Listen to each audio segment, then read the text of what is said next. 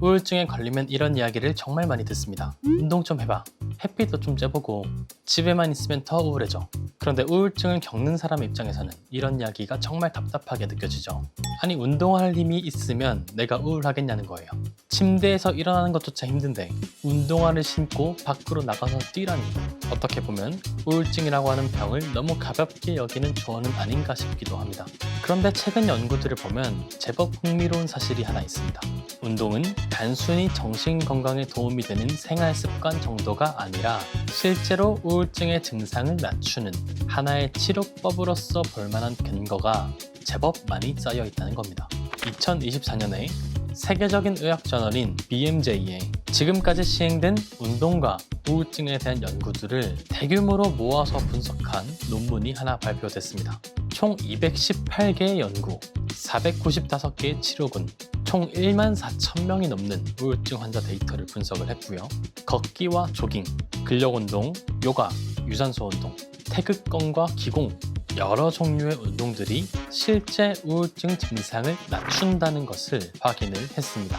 심지어는 일부 연구에서는 그 효과의 크기가 심리치료나 항우울제에 맞먹는다라는 연구 결과도 있었는데요. 그렇다면 이런 질문이 생기겠죠. 그러면 우울증은 그냥 운동으로 치료를 하면 되는 거 아닌가? 우울증에 도움이 되려면 헬스를 해야 되는 건가? 달리기를 해야 될까? 운동을 한다라고 하면 매일 해야 되는 건가? 얼마나 해야 되는 거지? 살살 걸어도 되나? 땀을 쫙 빼야 되나? 그리고 가장 중요한 질문, 아무것도 하기 싫은 우울증 환자가 대체 운동을 어떻게 할 수 있는 거지? 이번 디스턴싱 저널 클럽에서는 이 질문들에 대해서 지금까지 나온 연구 결과들을 토대로 하나씩 정리를 해보도록 하겠습니다. 네, 안녕하세요. 매달 2,000명 이상이 사용하고 있는 비약물 심리치료 프로그램 디스턴싱을 만들고 운영하고 있는 홍승주라고 합니다. 자, 우선 운동이 정말로 우울증에 도움이 될까요? 우선 결론부터 말씀드리자면 명확하게 도움이 됩니다. 아니, 도움 단순히 그 이상으로요. 과거 연구들에서는 운동이 정말로 치료까지 할 수 있을까라고 하는 의문들이 제법 많았는데요. 이제는 운동은 분명 우울증 치료에 도움이 되고 어쩌면 단독 치료 요법으로서 지위를 가져야 할 수도 있다 라는 결론 자체에 대해서는 제법 많은 근거들이 쌓였습니다. 이번 2024년 BMJ에 발표된 네트워크 메타 분석 연구에서는 우울증의 임상적 기준을 충족한 환자들을 대상으로 한 218개의 무작위 대조 실험 연구들을 모아서 분석을 진행했습니다. 쉽게 말해서 상당히 높은 수준의 근거를 가진 방법으로 진행된 연구를 218개를 모아서 분석을 한 겁니다. 연구 결과를 보면 댄스, 그리고 걷기와 조깅에서 가장 뚜렷한 효과가 있었고요. 그 다음으로 요가와 근력 운동에 대해서도 꽤 의미 있는 효과가 확인이 됐습니다. 여러 유산소 운동을 섞어서 하거나 태극권이나 기공 같은 운동도 우울증을 줄이는 데 도움이 됐었고요. 중요한 거는 특정한 운동 하나만 효과가 있었던 게 아니라 상당히 다양한 종류의 운동에서 대체로 중간 정도의 우울증 개선 효과가 있다는 게 관찰됐다는 점입니다. 효과의 크기 또한 미미한 효과가 아니라 중간 정도의 임상적인 효과가 있는 수준이었던 거죠. 또 다른 2023년 메타 분석에서도 41개의 무작위 대조 시험, 2,000명이 넘는 사람들을 분석했을 때 운동에 따른 우울증 증상 개선이 뚜렷하게 관찰이 됐습니다. 연구의 질이 낮은 논문들은 제외를 하고 보수적으로 분석을 해도 여전히 중간 정도의 효과가 있었던 것인데요. 그러니까 이제는 운동이 정신 건강에 좋다더라 이 정도로 이야기를 하기보다는 운동 자체가 실제로 우울증 치료 효과를 가진다 라고 이야기해도 될 정도의 근거가 쌓이고 있는 것입니다. 그리고 여기서 한 가지 오해도 짚고 넘어가고 싶은데요. 운동하면 잠이 잘 오고 체력이 좋아지니까 그런 신체적인 증상들이 좋아져서 그런 거 아니야? 이런 식으로 물을 수도 있을 텐데요. 그런데 65세에서 85세 사이의 우울증 환자들을 대상으로 항우울제만 사용한 사람과 항우울제에 더해서 운동을 같이 한 사람, 이 둘을 비교한 연구에서는 운동의 효과가 단순히 수면이나 식욕 같은 신체적인 증상에 국한된 게 아니었습니다. 오히려 운동을 통해서 직접적으로 우울한 기분이 개선되는 것들이 관찰됐던 것인데요. 그러니까 운동이라고 하는 게 단순히 몸을 건강하게 만들어서 기분이 좋아지는 것을 넘어서 직접적으로 정신 건강에 긍정적인 영향을 미치는 가능성이 있다는 겁니다. 물론 여기에는 주의할 점도 있습니다. 운동 연구는 약물 연구처럼 참가자들에게 당신이 지금 운동을 하고 있는지 안 하고 있는지를 숨겨줄 수가 없어요. 운동을 하는 사람은 내가 지금 운동을 하고 있다라고 하는 사실을 명확하게 알고 있습니다. 그렇다 보니까 일종의 플라시보 효과를 배제하기가 쉽지가 않고, 따라서 2024년 BMJ 논문에서도 전체적인 근거의 확실성을 매우 낮게 평가한 운동들도 많았습니다. 그러니 운동이 항우울제보다 무조건 강력하다, 이렇게 이야기하는 것도 과장이고, 반대로 운동은 그저 기분 전환일 뿐이다 라고 이야기하는 것도 현재의 근거와는 맞지가 않습니다. 지금까지의 근거로 보면 운동은 분명 우울증에서 진지하게 고려해야 할 하나의 치료 옵션입니다. 그럼에도 우리는 보통 운동을 치료받으면서 함께 조금 더 하면 좋을 것 정도로 이해를 하고 있죠. 그런데 연구 중에는 항우울제와 운동을 직접 비교한 연구들도 있었습니다. 2022년에 British Journal of Sports Medicine이라고 하는 저널에 발표된 한 네트워크 메타 분석 연구에서는 심하지 않은 우울증 환자 2,551명을 대상으로 운동과 항우울제, 그리고 그 두 가지를 함께 한 치료를 직접적으로 비교를 했는데요. 그 결과 운동과 항우울제 사이에서 우울증 증상 개선 정도의 통계적으로 유의한 차이가 관찰되지가 않았습니다. 운동과 항우울제를 같이 사용한 경우도 운동만 한 경우나 약만 한 경우보다 명확하게 우수하다고 이야기하기가 어려웠고요. 과거에 진행됐던 유명한 스마일 연구라고 하는 게 있는데요. 거기서도 비슷한 결론이 관찰됐습니다. 우울증 환자 202명을 그룹 운동, 집에서 하는 운동, 항우울제, 그리고 위약, 이렇게 4집단으로 나누어서 치료를 진행을 했어요.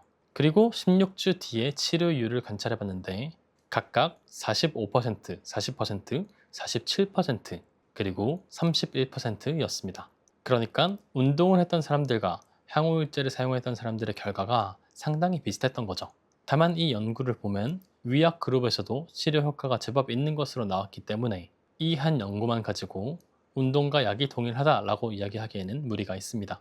자, 그런데 이 결과를 해석하는 데에는 상당히 조심해야 될 부분이 있습니다. 이 결과를 보고 그러면 운동만 하면 항우울제를 끊어도 되겠네요 라고 이야기해서는 안 되는 건데요.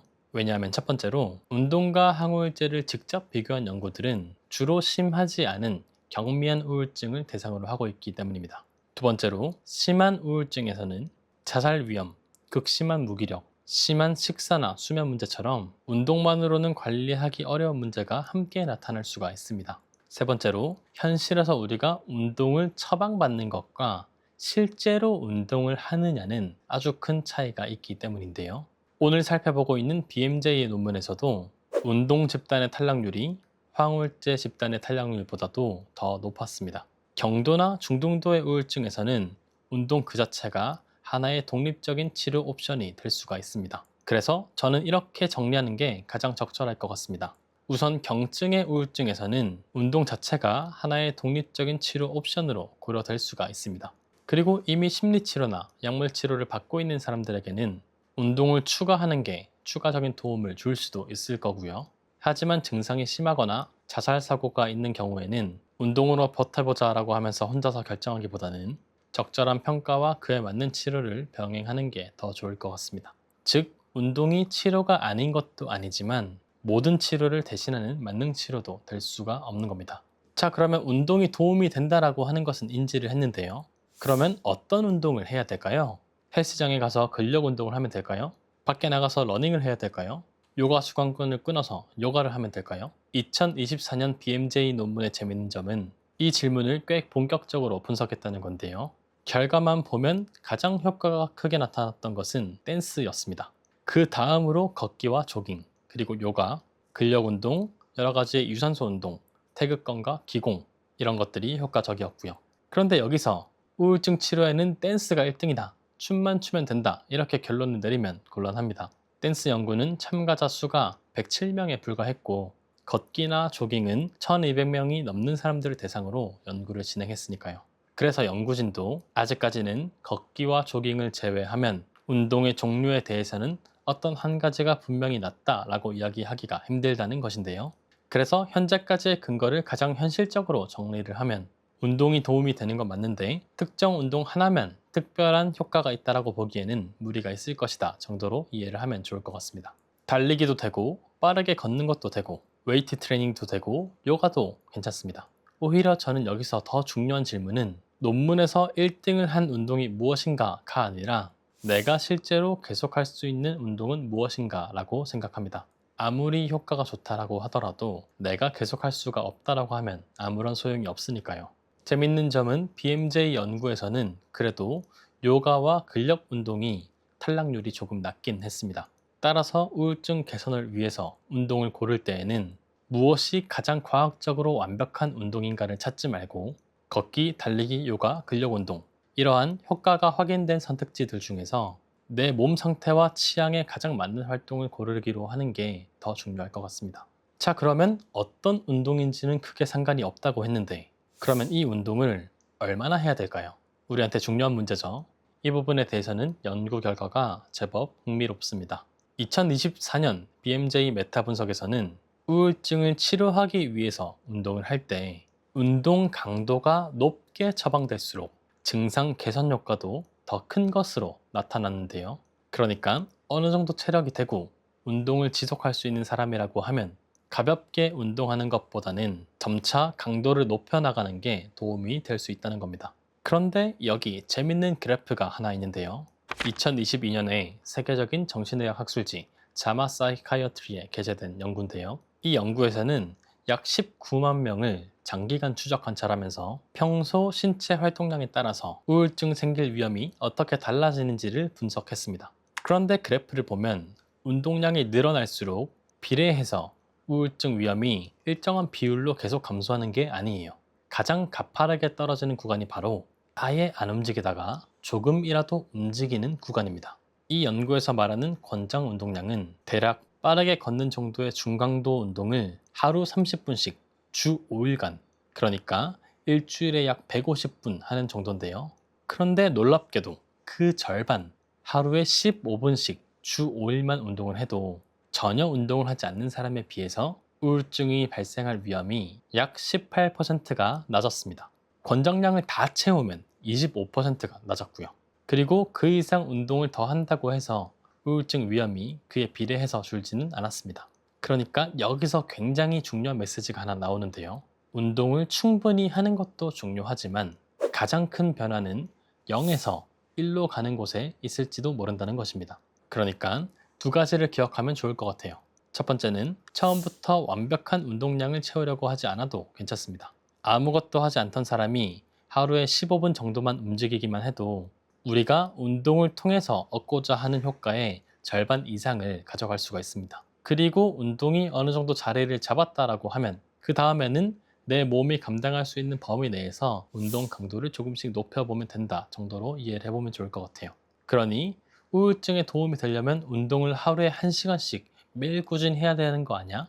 이런 식으로 생각하면서 겁먹을 필요가 없습니다. 처음 목표는 운동을 완벽하게 하는 게 아니라 일단 0에서 1로 가는 것, 그 구간만 가도 50% 이상의 효과는 볼 수 있을 것이고 이후에 이 1을 조금씩 더 키워나가기로 하면 되는 거예요. 사실 저는 여기서부터가 제일 중요하다고 생각을 하는데요.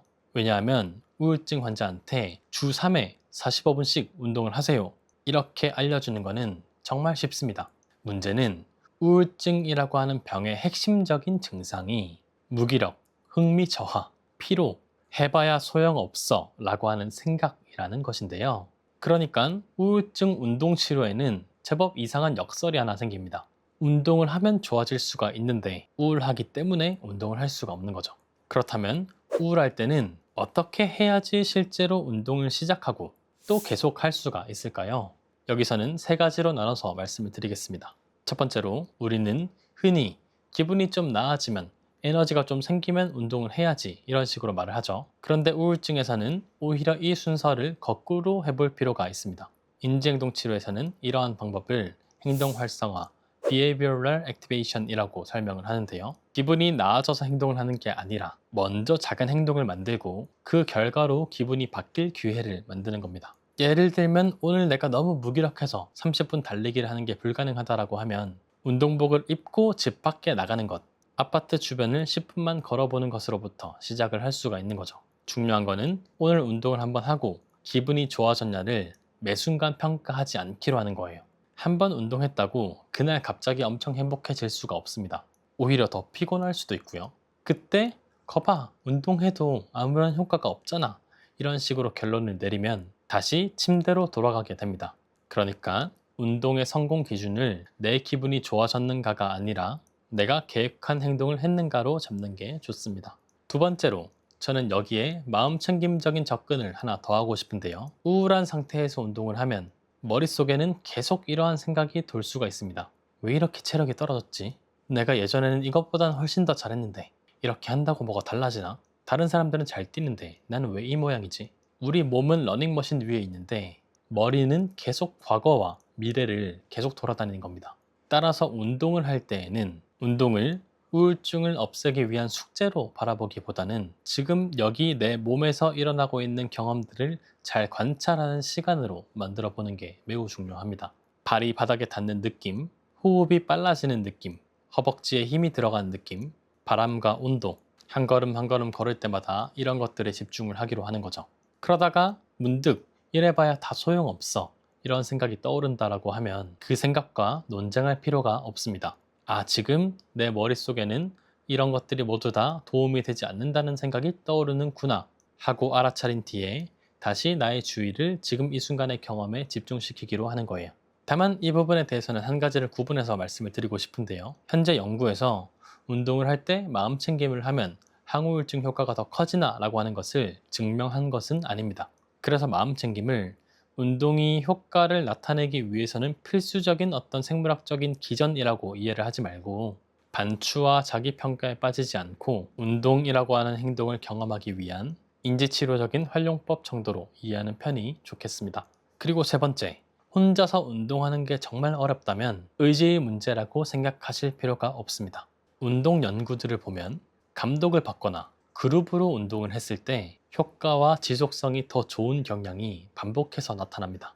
기존 치료에 운동을 추가해서 살펴봤던 연구에서도 완전히 감독된 운동은 그렇지 않은 운동보다 효과 크기가 더 크기도 했었는데요. 오늘 살펴보고 있는 2024년 BMJ 연구에서도 많은 선택지를 주고 알아서 하는 프로그램보다는 명확한 운동 처방과 구조를 주는 운동 프로그램의 결과가 훨씬 더 좋았습니다. 연구진은 우울한 상태에서는 낮아진 자기 효능감 때문에 스스로 적절한 도전 수준을 설정하는 것 자체가 어려울 수 있다라고 설명을 하는데요. 그래서 내가 운동을 못하고 있다면 나는 의지가 약해, 이런 식으로 생각하기보다는 약속을 만들어 놓거나 수업을 등록하거나 친구와 같이 가거나 트레이너한테 도움을 받는 식으로 환경이 나를 움직이도록 설계하는 것이 훨씬 더 현명합니다. 자, 그러면 오늘 내용을 최종적으로 정리를 해볼게요. 첫 번째, 운동은 우울증에 분명히 실제적으로 도움이 됩니다. 단순히 정신건강에 좋은 생활 습관을 넘어서 우울증 증상을 감소시키는 치료적인 효과가 여러 연구들에서 반복돼서 관찰되고 있습니다. 두 번째로, 특히 심하지 않은 우울증에 있어서는 운동 자체를 하나의 치료 옵션으로도 고려를 해볼 수가 있습니다. 물론 우울증이 깊거나 운동을 지속할 수 없는 상황이라고 하면 다른 방법들을 활용해야겠지만요.